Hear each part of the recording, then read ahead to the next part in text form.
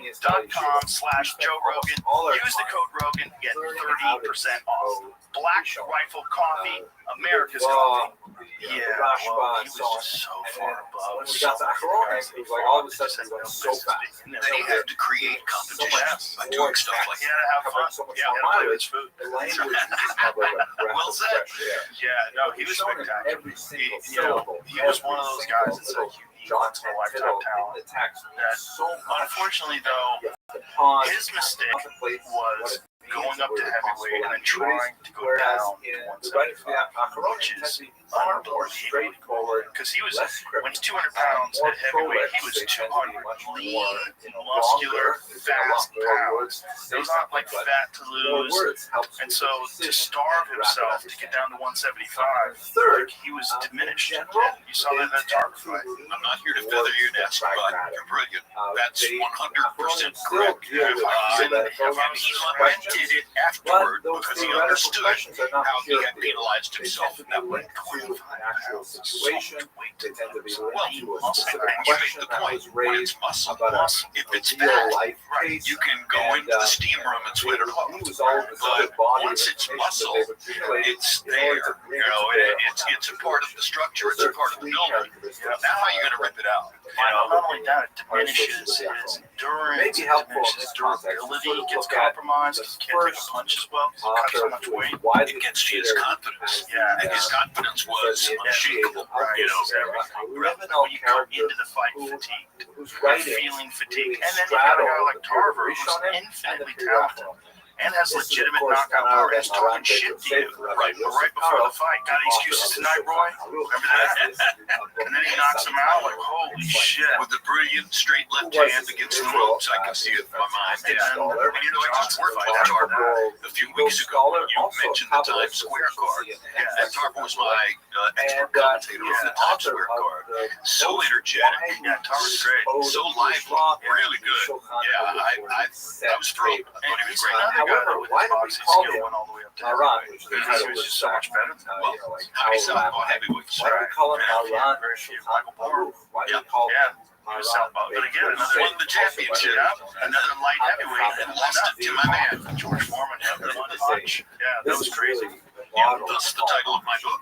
Thank you so much, George. Because you know the reason why my book is titled "It Happened," or where I came up with "It Happened." Placed much less So, emphasis on the importance. He was the expert commentator. His greatest In the work of weeks leading scholarship is to undoubtedly his fight with Moore. incredible work called He and I together had called which Moore is against a Holyfield Rishon when style Moore won commentary the championship. on an earlier code And called the Tour. In the weeks And before what he does fought with the Moore, Tour I would is pull him aside at crew meals and this kind of meta-analysis, fighter but it meetings, really goes deeply other into the occasions when I could get him Once in it with again, him. using 3-4 times I asked him, George, pragmatic how are you going to tools beat Moore? to draw He's a out southpaw. the He's theoretical a mover. foundations He has of the great feet. decisions as laid Holyfield down couldn't find in him. Holyfield was much Now, faster than you. amazingly, he went and Every wrote time commentaries I on said other great codes, George such would as fix me Maimonides with that and Torah. implacable George And Foreman when he had gaze. finished all of these, Say, Jim, only then you did he watch. go on to write the There will come a Shulchan Aruch, moment which late he in the clearly fight. intended He will come and actually stand in front not of me as the and let primary me knock him out. text to be studied. Always He the hoped same that people would words. study He will his come great and statement, stand his in front of Mishnah, me other works and like let that me on other knock him out. great commentaries. Wow. So The now Shulchan his Aruch Moore is on the intended to be canvas. kind of like a Joe short Cortez form is 6, of all of the 7, decisions that 8. were reached And I'm thinking, after having what am I going to discussed say about all this? of the previous codes. And How he in the actually world do intended you for people to establish review it this every without 30 days. being Imagine self-glorifying? You know, I've Shulchan got to Aruch say something every that's month. meaningful, But but that's I'm really not what going he to was. about It him. was kind of like a short. And I thought about what he had concise said. version. And of what the came much out spontaneously longer was, Rishon it style, happened. but It happened. It's really me talking to George, saying to him, So okay, the Beit Yosef I get is it. considered You told me it was going to happen. widely the It happened. last Well, do you remember when work of George the came Rishon back? era He was and the 300 Shulchan pounds, Aruch and by the everybody same was authors laughing at him. considered the And he initial was book in his late 30s, I believe. Was he 34, 35? Something like that. He also had When a he fantastic made his comeback, he hadn't fought in 10 years. Everyone dismissed him. Like, what is he doing? He was very overweight. And he started the bum of the month tour. You know, I mean, child, that's not a fair way to say it. They weren't bums, but they were people that he knew he could beat. yeah, To build a dossier toward what he really wanted. And get in shape. fascinating. And no one So that's sort of like no one. what I remember the me Aruch are all about. as a boxing fan, watching that comeback being sad. About George, the period we're in right back, now, he's it's been a all long fat time, now. 5 This is sad. centuries. Well, I'm sure you've known a lot of people like this, Joe. You want to see George do something? Tell him he can't do it. Challenge his will. Because a self-constructed person, you're talking about a guy who, as a teenager, 17 or 18 years old, says to himself, I want to get out of the Fifth Ward of Houston. I don't want this life as a gangster or a laborer or whatever I'm going to get by living in the Fifth Ward of Houston. I want something else. So he goes to the job corps in Hayward, California, and enrolls in the job corps. And that's where he learned to box. That's what set him up a year and a half later to win his Olympic gold medal in Mexico City, and then go on to his storied professional boxing career.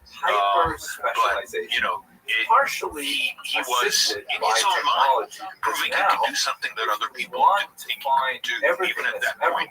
He told me that when he first got to Hayward, he befriended one of the other people in the job corps who was a white kid.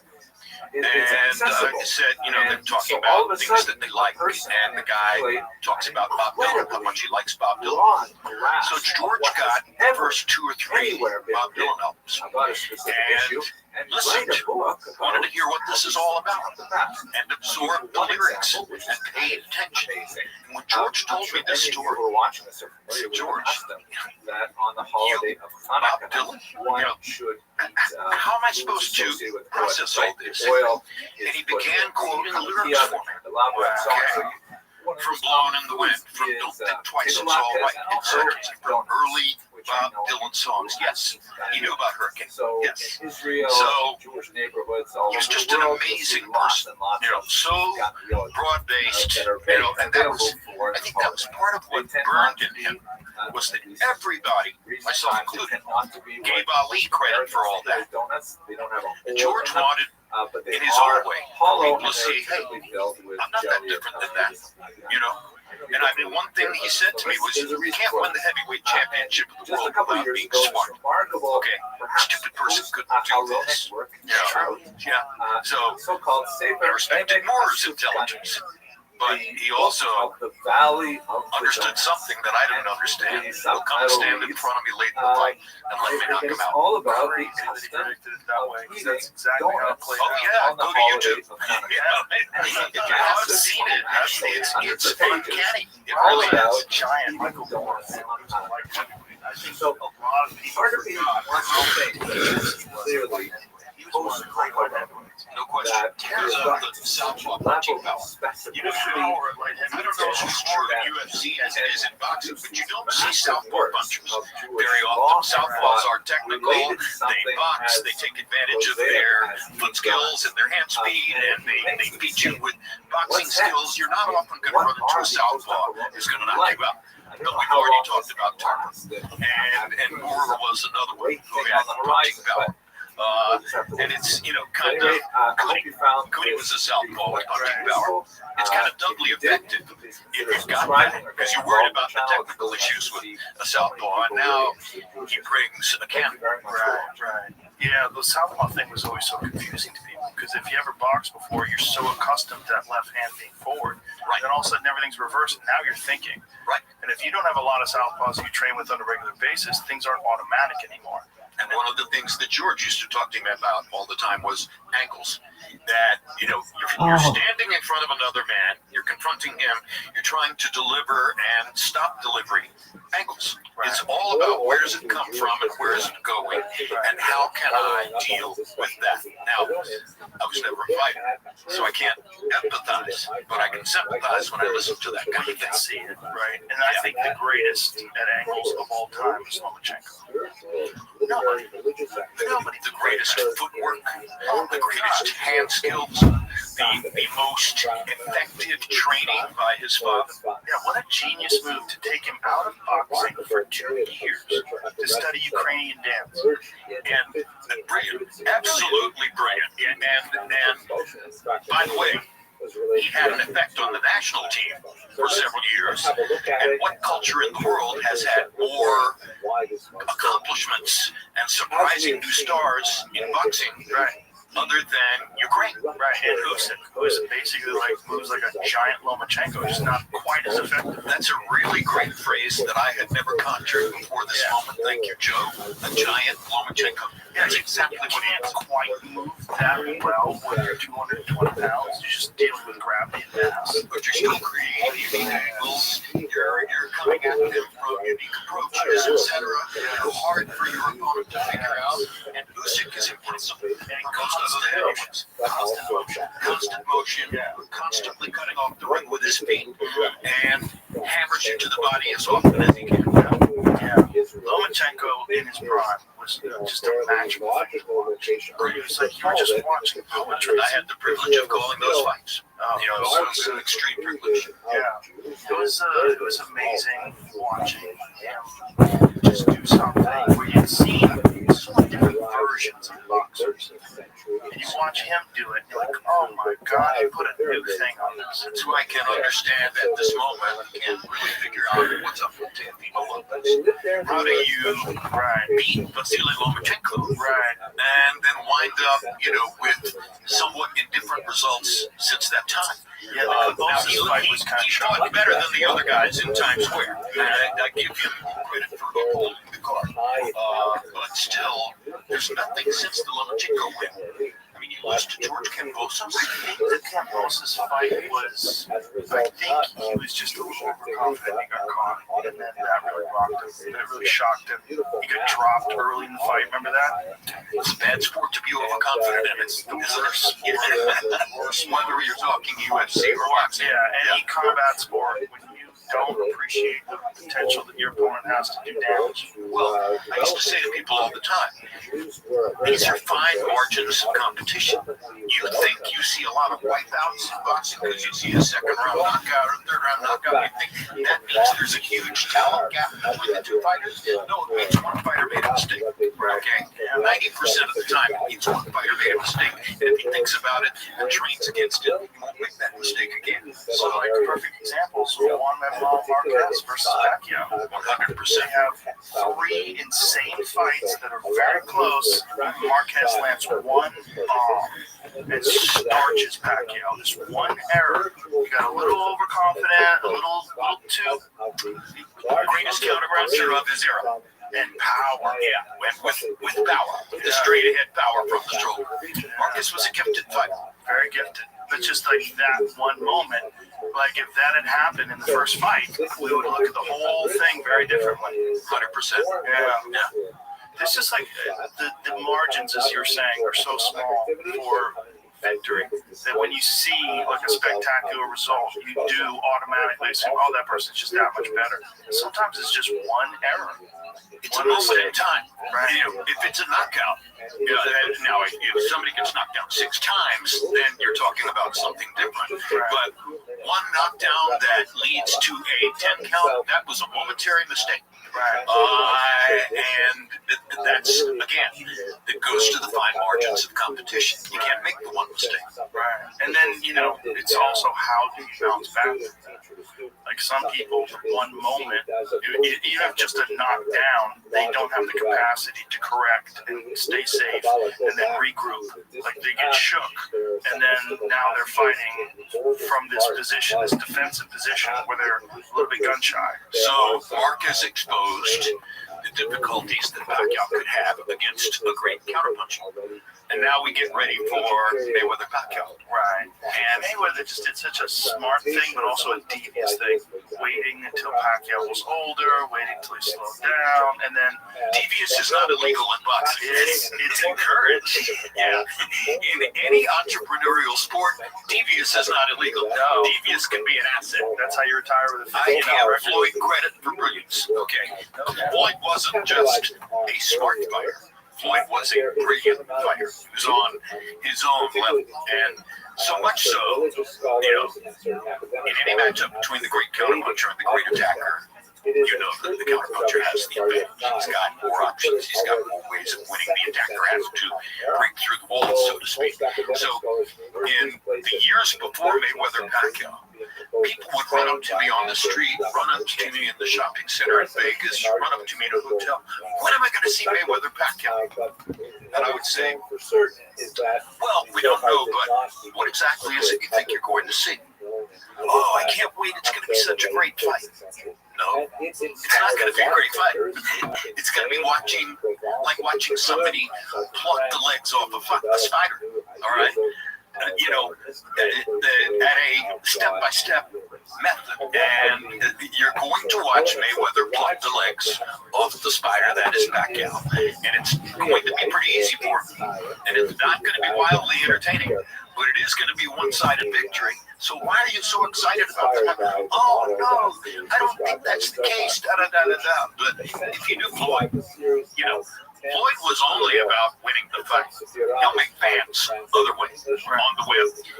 I call him the first great social media genius. Yeah.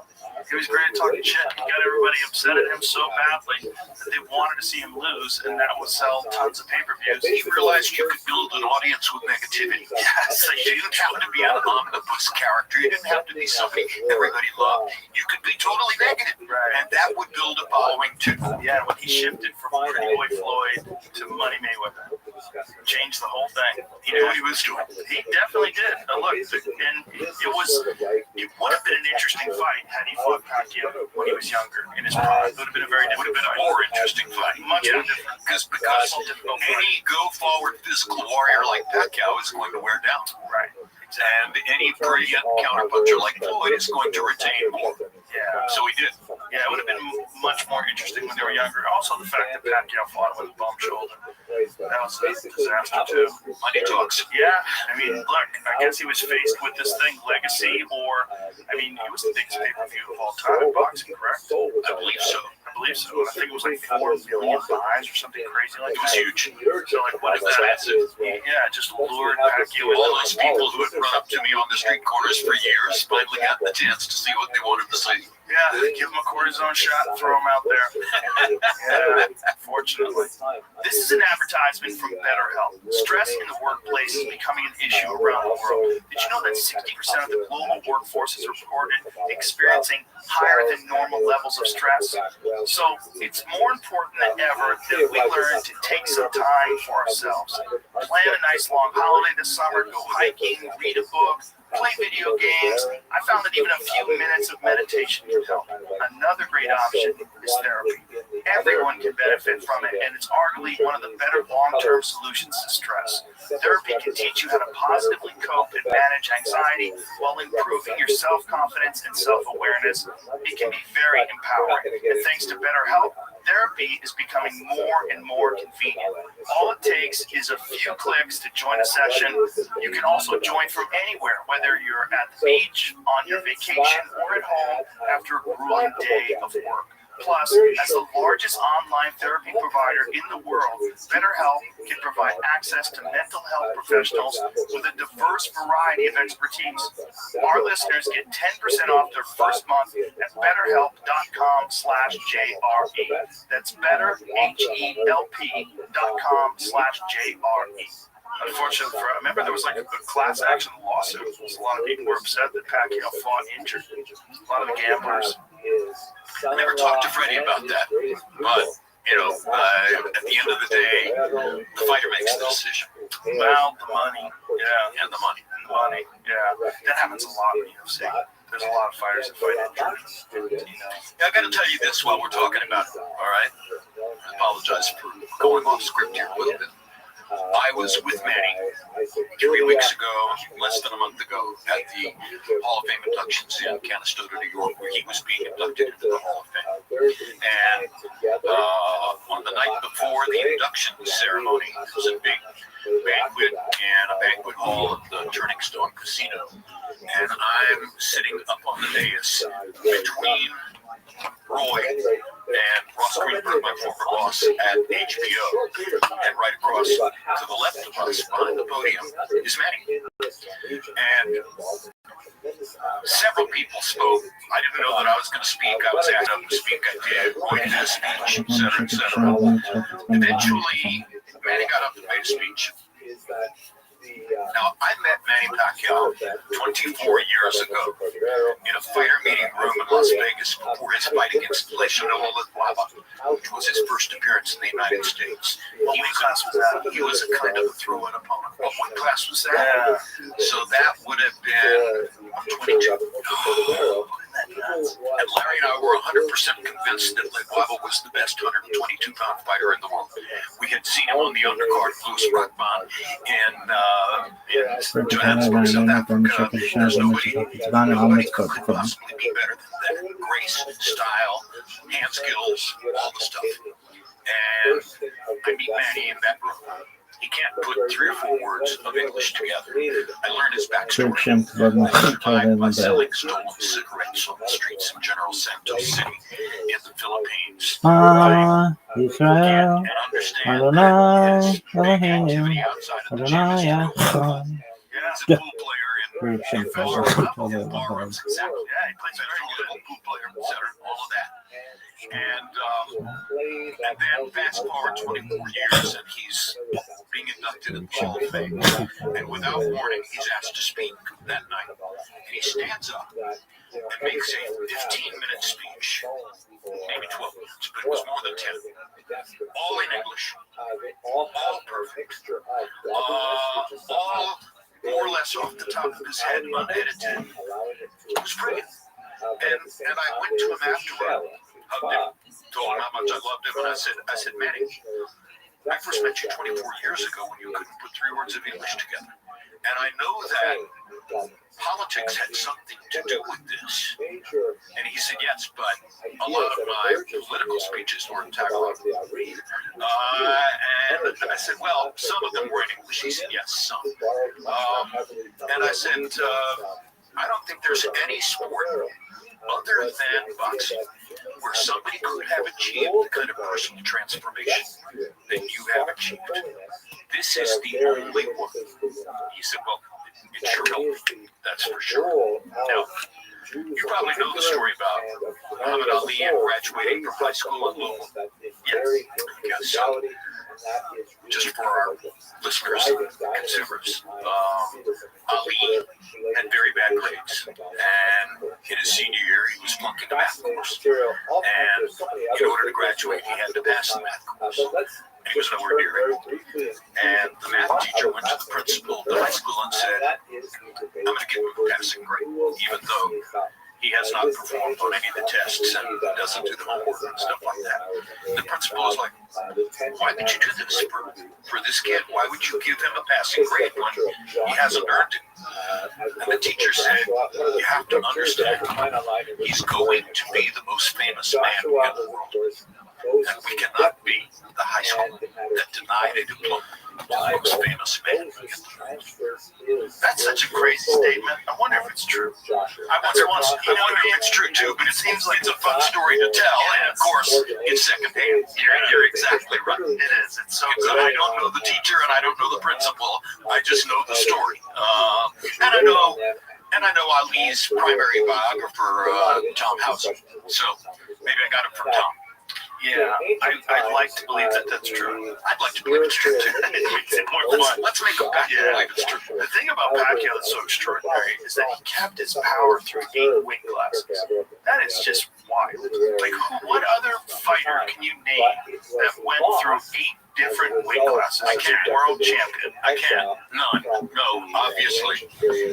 What I did learn that may relate to that is Foreman was at great pains to explain to me, and explained a couple of times, that power punching is not a physical gift.